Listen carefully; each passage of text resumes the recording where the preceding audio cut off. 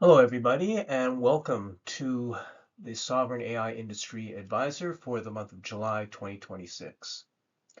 We'll start off with a statement from the Tech Policy Press, a very vocal advocate for AI governance. I think the politest thing they said about the recent actions of the US federal government regarding the revoking of Anthropic was a very immature approach to regulations here. Let's just leave it at that.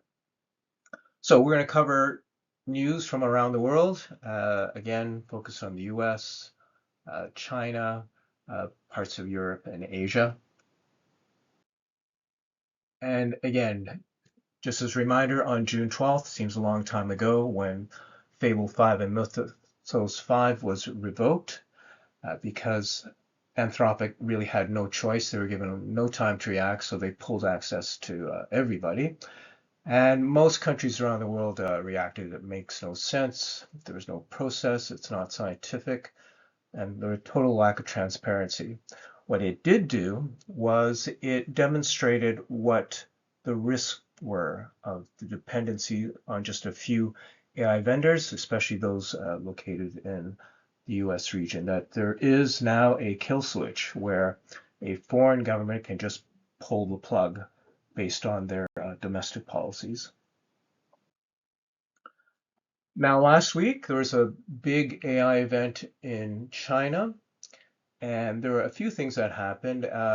One, I'll start with the Kimi 3, and many of them are equating this and an analogy to DeepSeek last year, where stock markets around the world took a hit, and that certainly happened last Friday as well.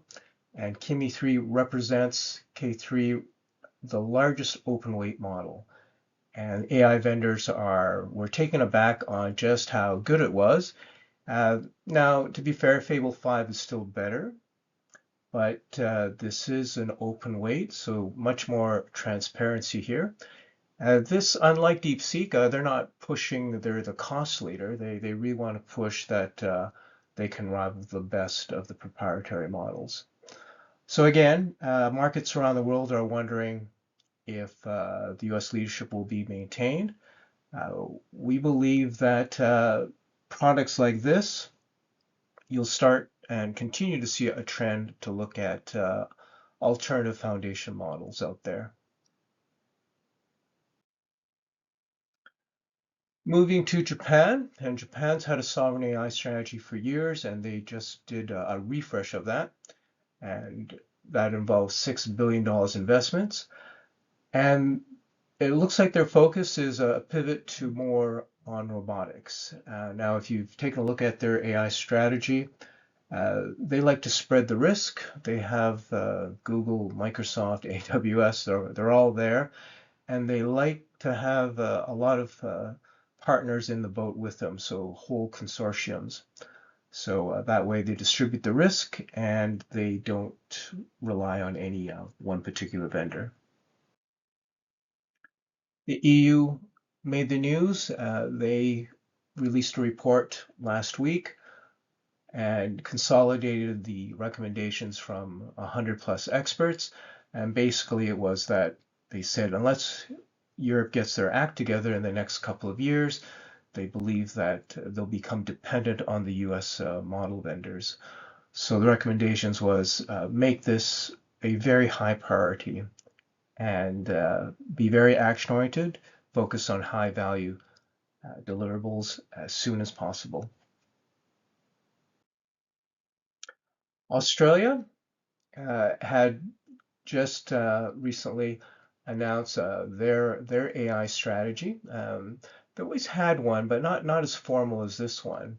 And what makes this unique, outside its hefty investment of 3.6 billion, is the legislation that they are saying they're going to introduce will introduce a framework for how to build data centers. And basically, they want data center vendor providers to be able to fund their own power infrastructure, so those costs are not passed on to the consumers. They want the energy consumption to be neutral, So they're going to use renewable energy, and also for the vendors to meet strict water efficiency targets. Moving to South Korea, and South Korea again has very grand plans for sovereign AI. They want to be number 3, as they say, and they have 2 of the largest chip makers in the world. And what they announced is kind of a triple access. Is the focus will be on chip technology and physical AI, or meaning robotics, and data centers, meaning AI factories.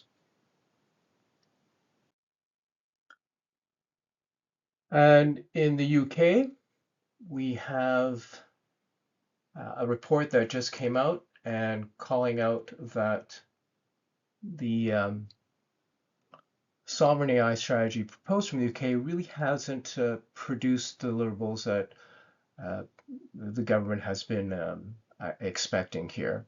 And they have invested heavily, but I guess my recommendation, after seeing a number of sovereign AI strategies, is they really haven't really defined definable measurements of success. They say they want to be a superpower, and I believe most nations will put them as that, but they don't say, like, demonstrate, well, we want dependencies in chips, we want our own sovereign AI model. Those things could be better defined, and looks like they're going to put a plan in place to do just that. Finally, we have a report that just came out again last week from Stanford, and talking about the sovereign AI offerings out there. Things like NVIDIA's AI Factory, which is also offered a version of that by HPE and Dell and companies like Lenovo. And what they call out is that while these may be offerings of choice for countries seeking sovereign solutions, often they don't really provide sovereignty. They kind of move the exposures of sovereignty. I mean, they all use NVIDIA. It's hard to get away from that. And so they're really focused on what's practical with the technology out there today. That's it for this month. It was a very busy month. And we'll see you next month.